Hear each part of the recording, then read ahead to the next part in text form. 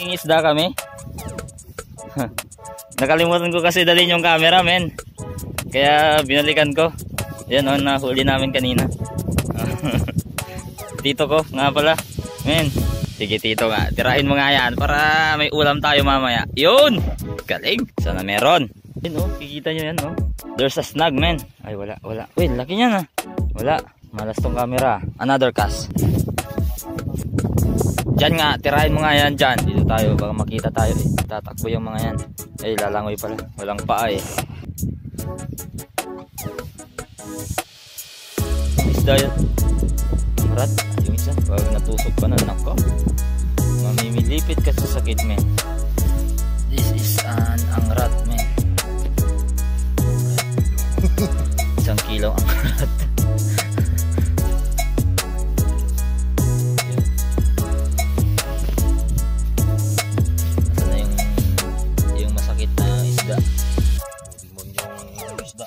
Demonyong isda dyan. Meron ba? Wala. Ayan, dun. Ayun o. Ayan o, parang yan o, pangit ng kulay o. Parang lapu-lapu. Satanas. Balik natin. Ang pangit na isda o. Oh, pating! Kaninong tanim to? Fishing muna tayo, guys. Hindi nahuli yung ano oh. Laki pa naman doon. Yun. Bagsak. Ayun.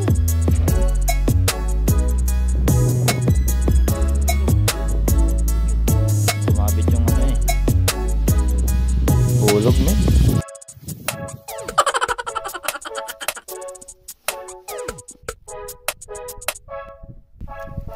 Suos, jamba. Ayun o, suos o. Ayan o.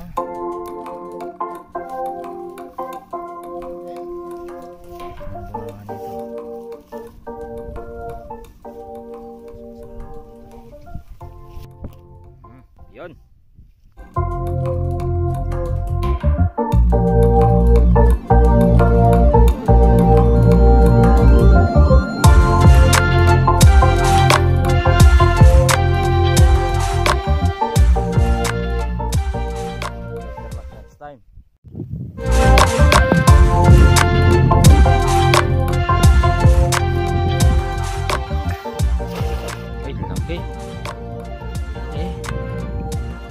Kahoy.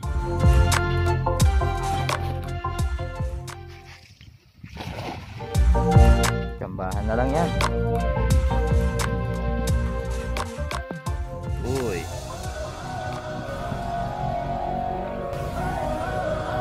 It's a bee.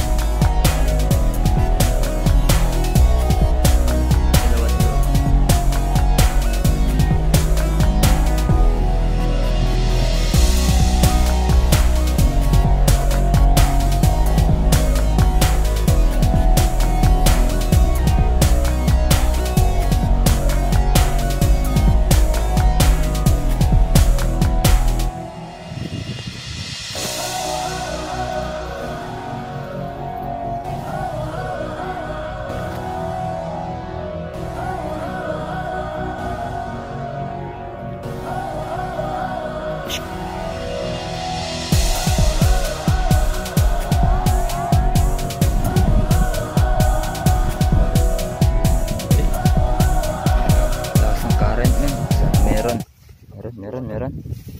Uy, buti naman. Yun. Bagsang.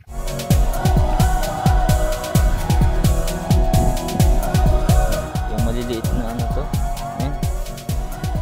Talaga na isda. Ganyan lang yung average size nila. Oh. Ito. Ito na yung sagad na laki nila. Pwede mo, Paul. Ito yung kanunti family. Dito lang tayo sa likod kasi aninag tayo ng isdang yun. Tatakbuhan niya. Ay, di ba? Maglala mo yan. Sana malaki-laki. Sana balyena. Ay, may punit men. Oh. Sayang. Oh, may punit men. Lumusot. So ito na yung mga huli namin men.